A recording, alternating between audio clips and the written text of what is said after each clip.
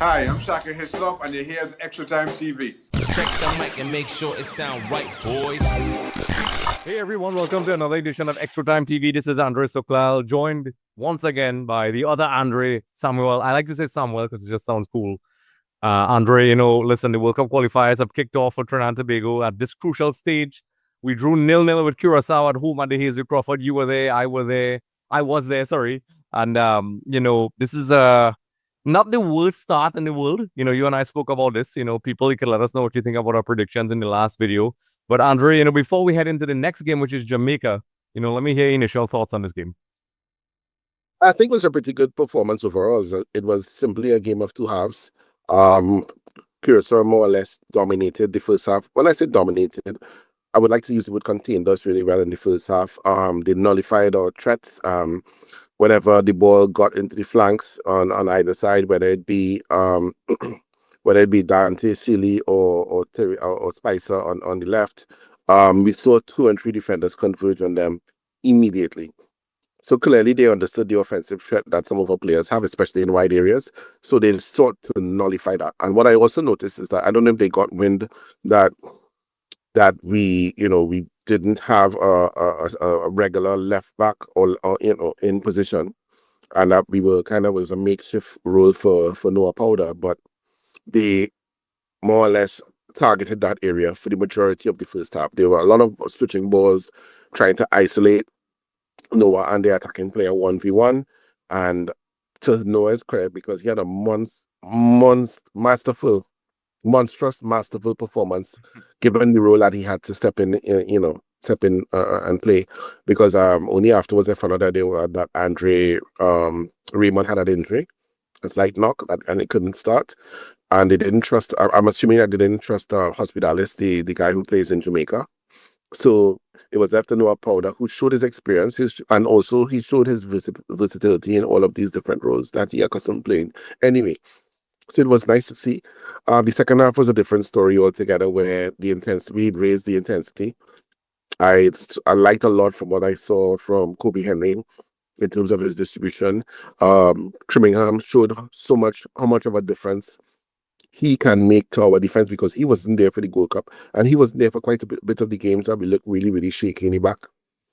So all in all, I'm sorry that we didn't get the results. We had a couple, instances where, a 1 foot to the right, 1 foot to the left, the goal would have scored. But I think it was a pretty decent performance, given the expectations coming in. Curacao was a strong side. There are a lot of players in that team who played in the Premier League, who played for big clubs, who currently play for big clubs as well. So all in all, to see that, our players who, from a man-to-man, not as good as theirs, but we were able to use our home advantage to the point where we dominated the second half, where we actually deserved a win. One point to note, I was not pleased with the level of refereeing. I mean, I have to be very careful, because I don't want to seem as if I'm coming down on the female ref that was there, but I think she was really poor. There was one instance where a pass was made and she stopped with her foot, in error, and she had to do a drop ball afterwards. So, not saying that she doesn't have the competence to continue on, but on a whole, not taking the gender into consideration, it was a poor performance from the ref. Yeah, correct. In fact, I was going to bring that up later on, but since you brought it up, there was a couple of inconsistent calls in addition to those, in terms of handing out yellow cards, which were very, very, anybody who was a neutral would see that, there was no consistency in the way how they were handed out. There were like a lot of fouls that were going against us unpunished. And then there was like one after a series of fouls that we received and immediate yellow. It's something I've always had a complaint with referees in our region. Even Kenwin, eventually we'll get him on. But, we were talking about sometimes there is a bit of, and I'm not trying to fan the flames too much, but a conflict of interest when you have these sort of qualifiers and you have, I don't know where she's from, so I'm not talking about her, but in general, there's a bit of inconsistency many times. And, there's so many situations we could talk about. That's an entire episode. My most notable one I always remembered, I think when Dennis Lawrence was coaching, where I think Jovan Jones there was the most ridiculous offside call I've ever seen in my life. Yeah, I remember. Yeah. Against Mexico, he was like about 2 feet on side. It wasn't even close. Yeah, and there was so much memes about it. They drew the line to show you how ridiculous it was. These little things will bite you in crucial games. These little decisions, that little yellow card that could, a player might be a bit skeptical in the tackle in the next game. And, these things add up. And also a player runs the risk of picking up another card and missing a crucial encounter. So I think I'm assuming that there's some kind of consequence for consecutive yellow cards. Yep. So I think we had 5 players cautioned, 5 or 6, I'm not sure, but that's a lot. And it wasn't a game that reflected that sort of aggression to state that, you could look back and say, okay, yeah, 5 yellow cards, because it was kind of a physical affair.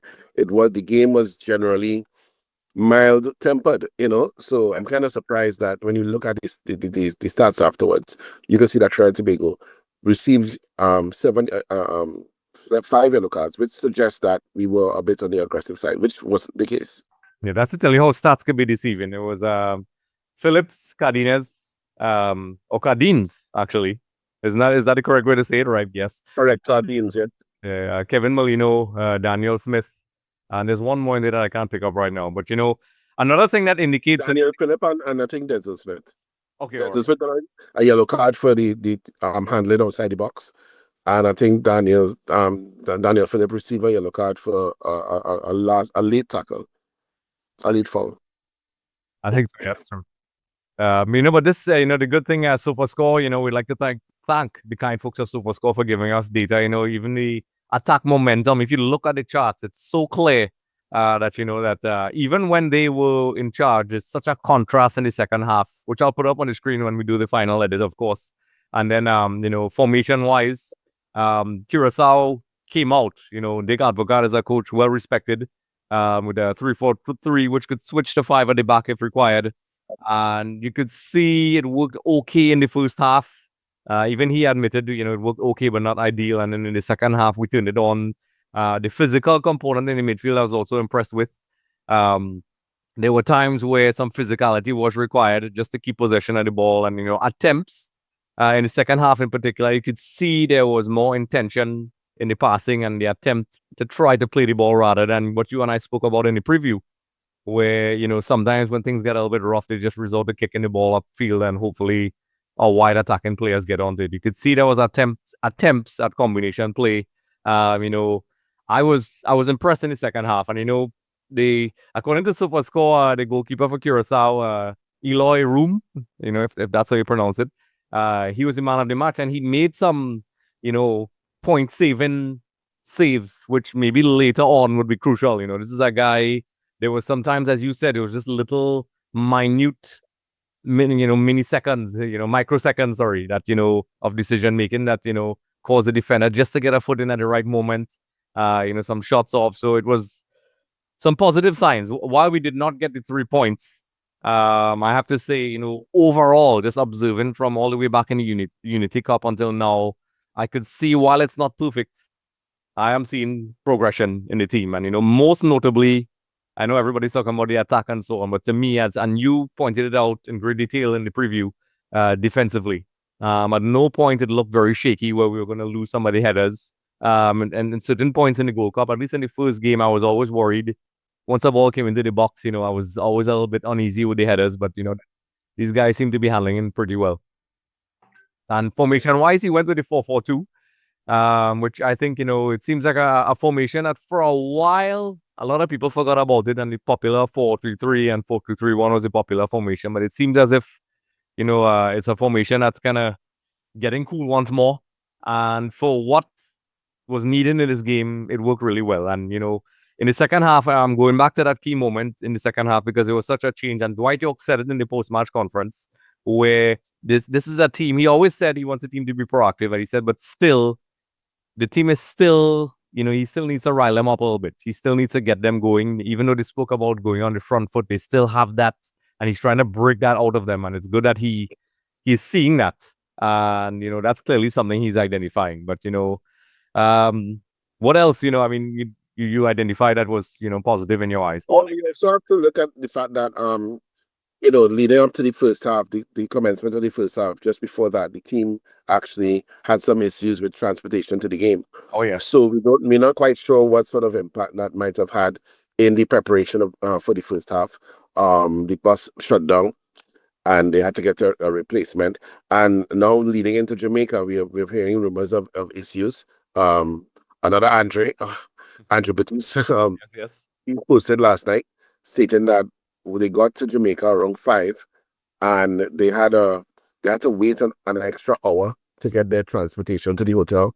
And when they got to the hotel, they had to wait an additional hour before they were checked into their rooms.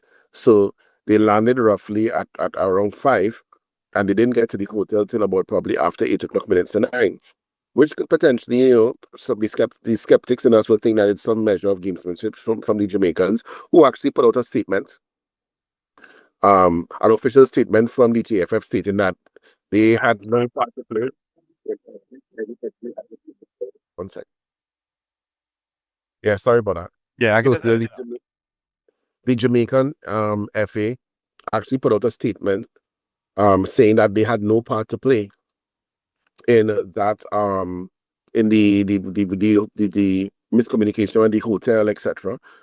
So it seems as if that the team was unsettled to begin with. So further along from that, in terms of positives from the Curacao game, just to touch on it before we do the preview.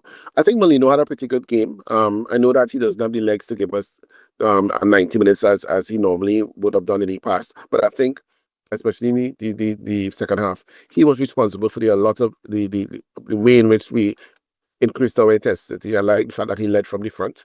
I know some people wanted Dwight to make an earlier substitution, but I'm actually pleased with his explanation because it makes sense. Because you have your foot on their necks, and you don't want to offset the dynamics of the team just for the sake of it. So the personnel that we had on the pitch was causing them a lot of problems. So you don't want to change it just for changing's sake. I mean, I get it. Not to say I totally 100% agree, but I could understand that there was some thought process behind the fact that he didn't make the substitution. Kobe Henry was a godsend.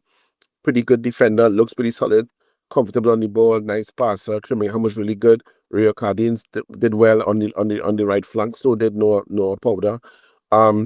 Spicer and Dante, as we say, trying to see real pressure on the wings in terms of how they were marked, but they didn't let their shoulders drop. They tried to attack with every opportunity. Levi looked a bit off pace, but I think hopefully he will come into his own in the second game as he gets a little more match fitness, because he hasn't been playing regularly for his club. So, and I'm really Levi is sometimes a rhythm player. So as he gets into the flow of things with the training and with the game against Curacao, I expect him to do a lot better against Jamaica. I still believe in Levi. He's our talisman, and we can't do it without him. So I expect him to lead in line. I also thought that Levi would have got an opportunity to drift to the left and put Justin up front. That's what I thought the change would have been. I know that Levi is a 9 in his own right, but I also think that he can be very, very impactful out wide, on the left particularly, on the right hand side. Sorry, particularly. So let's see what happens with the Jamaica, because now I think we have an opportunity here. Jamaica is not in the best place. Not saying that you don't want to beat the best, but it's an opportunity. This is an opportunity more than we have ever had in quite a bit to actually challenge a Jamaican side. I mean, I was actually online last night in a couple of forums. It was on YouTube and then a couple of live streams with some Jamaicans, and they were so overconfident, and they were so dismissive of the fact that they can't believe that Dwight Job said that Trinidad and Tobago does not fear Jamaica, and they actually pulled up the newspaper clipping in the Guardian where York says we don't fear Jamaica, and they were going on and on and on and on about how Trinidad feel it too big for their shoes, and Trinidad will learn the lesson of their life. But I don't think they're in a pretty good a good place, and they're missing a lot of players. A lot of players. I think they're missing. Beat some. That's thunder. Yeah, Caribbean weather, folks. Yeah. So, based on my understanding, they are missing 7 starters, 7 players who would walk into the starting lineup. We're talking about players like Damari Gray. We're talking about Leon Bailey. You're talking about Andre Blake, who's the captain goalkeeper, really, really good goalkeeper, MLS goalkeeper of the year on quite a few occasions. Bobby Reed, this Premiership player, Ethan Pinnock, who plays with Brentford. The left back who was playing with Luton in the Premier League, Bell, he's also out. So they're missed, and these guys are starters for this team. So they're kind of a little bit weaker than usual. And then thankfully, we Mason Greenwood didn't join up as well, right? So they're not as formidable as we would have. They're still formidable. Don't get me wrong. They're still a stronger team than us, but they're not as strong as they could potentially be given the absences. So we might have another opportunity there. So I'm looking forward to the contest tomorrow. I think it'll be a good match. I think we could come away with something. Yeah, correct. And just from just general poking around and researching, I know the appointment of Steve McLaren was hailed as an exciting one, but it doesn't seem like he's totally sold. The public is totally sold on him yet. Basically because of the results, they think that they have a squad that should be doing a lot better. And as you rightfully pointed out, there's a lot of big players that are not there. I think there's a contentious issue with oh my goodness, Greenwood. He is kind of stalling them right now. It kind of reminds me of when in 2006 when we had this guy, what's his name, Zamora. Bobby Zamora, yeah, he did Yeah. show up at the airport. Yeah, agreed that he just didn't show up at the airport. I remember that. They're supposed to come alongside J. Lloyd Samuel, and J. Lloyd Samuel alone was came at the airport, and Bobby didn't answer his phone. So yeah, so he's probably written never Zamora. What about stuck too? That should be a running gag on our show now, and it pops up. But yeah, listen, they are, while they have top players and they are confident, this is, we are confident in our own right. And, just a quick look at it. They're obviously on top of the table right now with that win, with 3 points. Curacao 1, Trinidad and Tobago 1, and Bermuda 0. So this is a game where we need to, because as we discussed in great detail in the match preview, it's very quick and decisive. These games are going to come quick and fast. It's important to have a good start. Jamaica most definitely is one of the, when you heard the draw, depending on who you ask, Jamaica rightfully earns the right as one of the most difficult opponents. No disrespect to Bermuda and so on. Who knows what, as you rightfully said, who knows what can happen in football, stranger things that can happen. And the key thing is, their approach, how they're going to approach the game. So, Jamaica is a team that's very proactive, just like how Dwight York wants us to be. I'll pull up some of the formations real quick. I'll probably put it up on the screen as well. But, Jamaica would probably want to cement that 6 points really early. Dwight York, with all these little things going on behind the scenes and so on, which can affect the team. I don't want to get to the final result yet. But, do you think he's going to go with the same? In fact, before I even say that, just to pull up a little bit of contrast, Andre, because, we played a game of two halves. And just for the numbers, folks, and I'll probably pull up a chart for you. So I'm going back to the Curacao game a little bit. In the first half, just to give you the contrast, and you'll see the graphs of Trinidad, but we got one, shot, really. And then when you shift to the second half, and you can see on the shot map here on SuperScore, which I'll put up afterwards, 13, we can't do that against Jamaica. I think we really have to, put them on the back pedal from the beginning. We can't have that first half. I think a team like Jamaica could definitely hurt us, because Curacao, one of their weaknesses that we did identify is that, while they have a lot of possession and they can keep the ball really well, finishing is not their strongest point. Jamaica just came off that great game against Bermuda. They're definitely a bit more potent up front. They have the confidence. They're at home. Do you think we can afford that sort of yin-yang first half, or do we have to come out, with the same? I don't think you could afford a weak first half in any game against any opponent, because you need to be on top of your game all the time. And Jamaica is no exception. We need to make sure. I know that we are normally a reactive team, but we need to get it together and make sure and start powerfully. And we've had games where we've started strongly. I remember when we played Costa Rica, the first 20 minutes, we were really, really strong in that game, right? And we need much of the same again. So I think we have an opportunity. The players will be geared up for it. And Jamaica, as we were referring to some of the stats, Bermuda had 55%, roughly around 55% of the possession in that game against Jamaica. So it shows that Jamaica is willing sometimes to let the opponent have the ball. Now they dominated in terms of shots, probably 2 or 3 times the amount of shots that Jamaica had, that Bermuda had. But and as you rightfully said, they were a lot more potent in front of goal. They scored 4 goals as opposed to Bermuda's not getting a shot, past their keeper. But all in all, I think that we need to get on the front foot. We need to show Jamaica that we're here to play, because results have not gone very, very well for them of late. They beat British British Virgin Islands. They beat British Virgin Islands 1-0 this year, right? Yep. They lost 4-1 to Panama. They beat Guadeloupe 2-1 at the Gold Cup, and they also lost to Guatemala 1-0. And- So it's a team that is not in the greatest of form. Not suggesting that Trinidad and Tobago is in the best of form. Let me just compare result. Both Trinidad and Tobago, this is a fun fact. Both Trinidad and Tobago played, both Trinidad and Tobago and Jamaica, played against Cuba at home recently. And in both games, Cuba was down to 10 men. So when we played Cuba in Trinidad and Tobago, and Cuba had a man set off and they were down to 10 men, we won the game 4-0.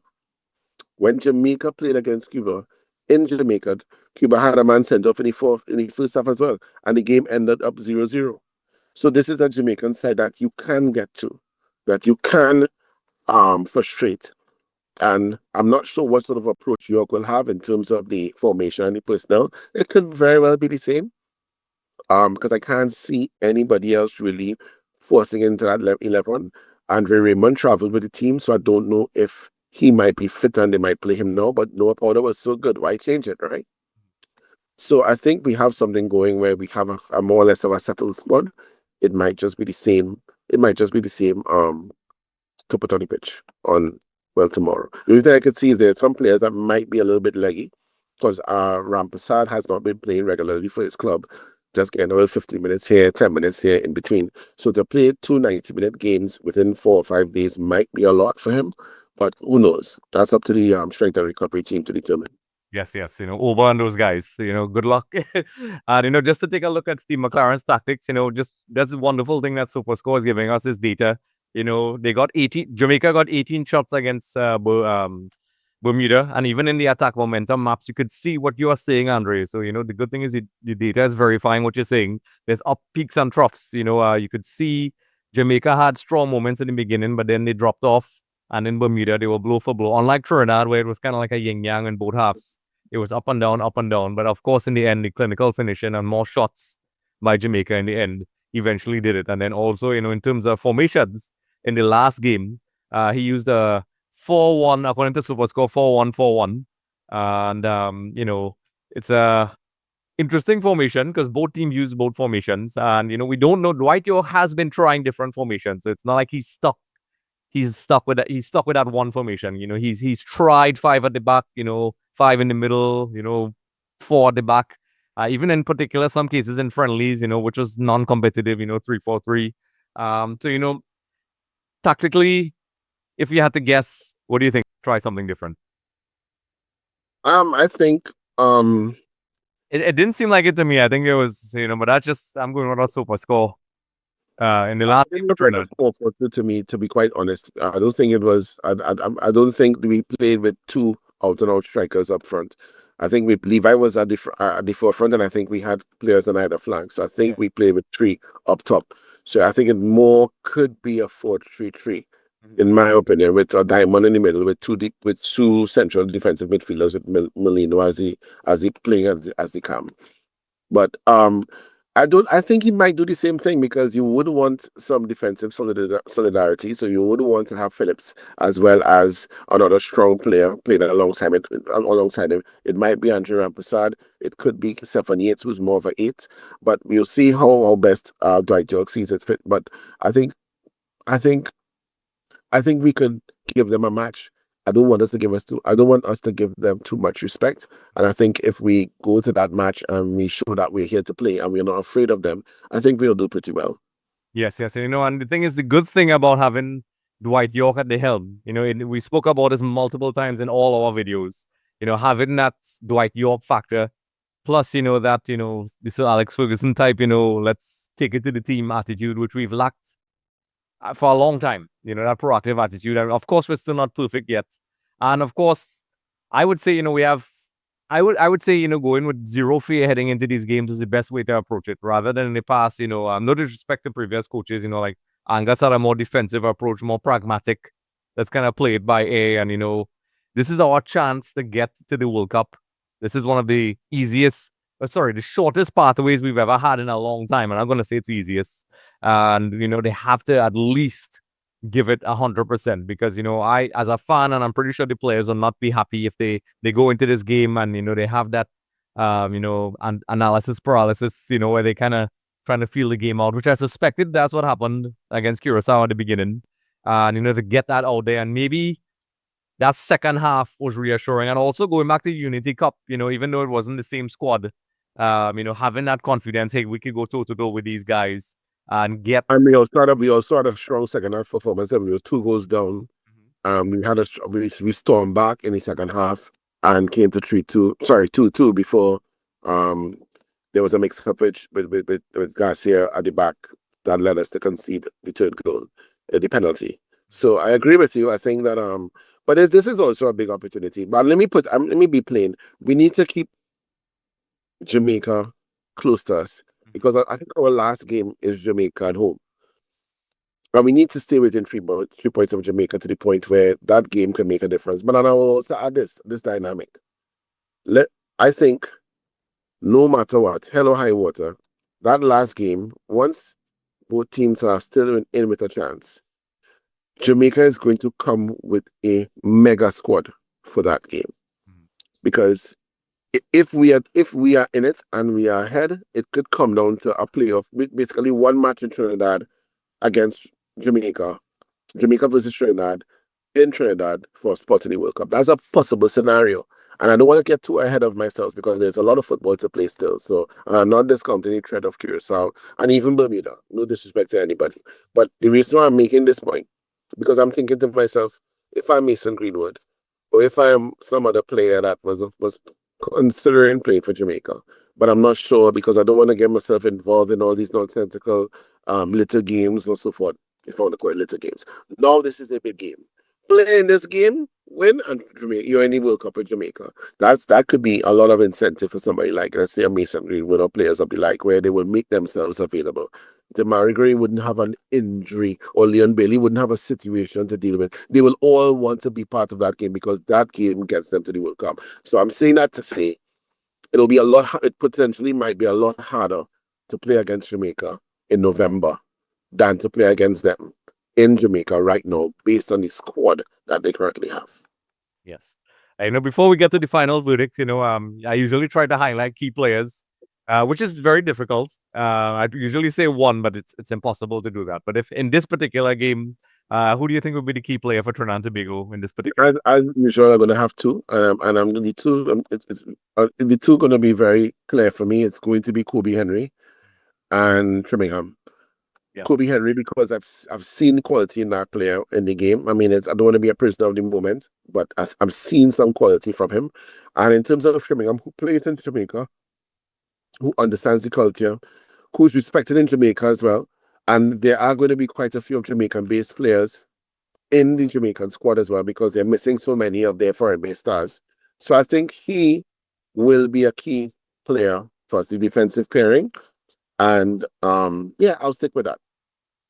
Yeah. What about you? Well, I don't want to repeat like I said, so I'll try to be different for the sake of being different because I agree with those totally. I think the defense key, but Molino once again with his experience, playing these away games, it could there could be situations where the team gets a little bit overwhelmed, and that's where you need your veteran players to kind of just take the scruff, grab the game by the scruff. And I saw him. A physical side to Molino, which I really liked in the Curacao game. I saw him getting stuck in with tackles. This is a guy who recovered from some serious injuries. And, he was commanding and going towards the ball. Kenwin spoke about that last time, where Molino is confident enough to drop in deep spaces, drop deep if he has to attack. And, that's something we missed for a long time with the national team until recently. And, that sort of leadership. And also Levi. I think Levi... We need to score some goals because we have been creating chances. We have been getting penetration down the wing, but we have to take our chances as well at this stage. So you highlighted the defensive area. I'll highlight the offense. We have to take those chances because against a team like Jamaica away from home, if we get that, let's say we score first, and we get that crucial 3 points, which would be ideal. I'm not saying we'll get that. We need our strikers to really step up because as you said, Levi, as great as he is, we haven't seen the real Levi as yet. And, even guys like, I'm kind of cheating at that third person, depending on the dynamic of the game and how it goes, somebody like Overy coming on and just wreaking some havoc, in a situation like that would be exciting for me. So, like I said, it's kind of like a difficult question to answer to choose one key player. And, just to go back to Steve McLaren, I've spoken to a lot of people, digging up in Jamaican media and so on. There's a lot of 50-50 about him. Some people like him, some people don't. There's a lot of politics going on with Jamaican football and players. And, Leon Bailey was very vocal about things he's unhappy about.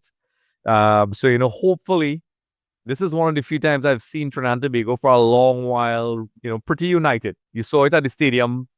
The vibes, as we say in Trinidad and Tobago, was really there. It's something I haven't seen in a long time for Trinidad and Tobago. You and I have been around a long time, unfortunately.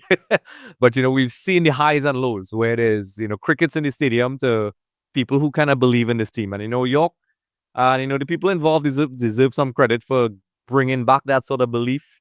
However, football is a very fickle game. One loss, and we'll test the fortitude of our fans. But I think we have to go in. I think the psychological pressure, at least, is more on them to perform at home. This is Jamaica. We have a strong team. We are supposed to win. Whereas Trinidad is coming in quietly confident. I think for the first time I could see that in a long time.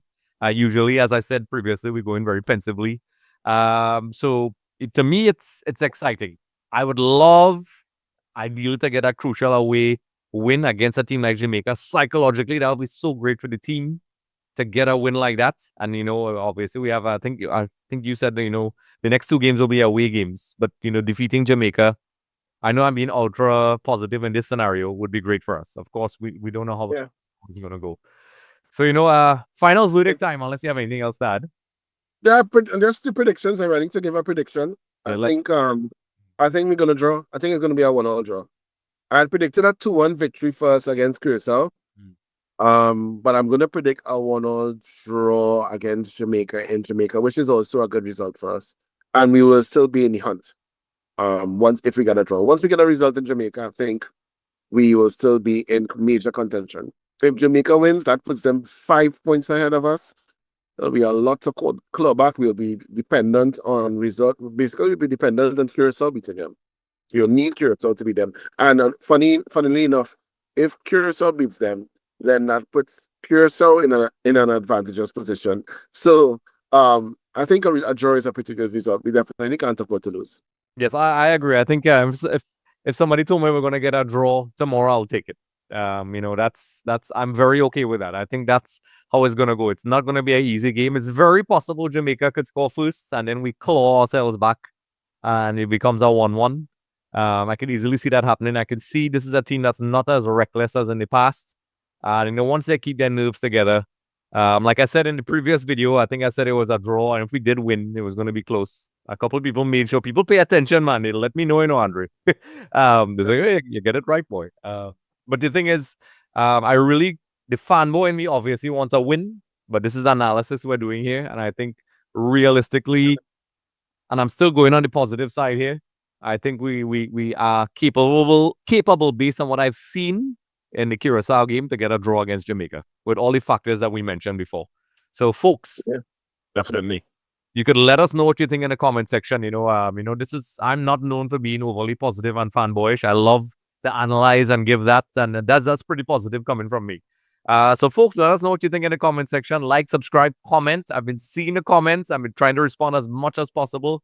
Let us know what you think. How do you think this game is going to go? I think all Trinbagonians, want us to win this game. But, there's a lot of opinionated people out there, and that's okay. There are no really wrong answers. We'd love to hear people's differing opinions. That's the thing about the game, Andre. People could look at the same game and have different interpretations. Some people look at the game and not be happy and absolutely hate some of the things that we like, that we were talking about. So let us know your thoughts. Let us know your thoughts. Any questions for Andre and myself. And before I go, I just want to remind you all that I'm going to have the watch along for the game.